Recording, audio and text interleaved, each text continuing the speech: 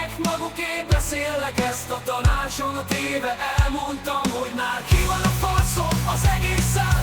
De én most bemegyek, azt megölöm, a polgármester mi van?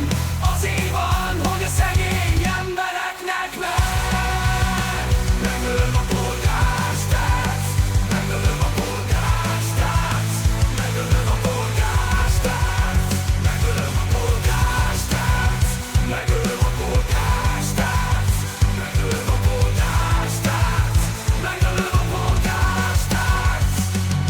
Most mindenki hagyjon, most mindenki hagyjon, most mindenki hagyjon.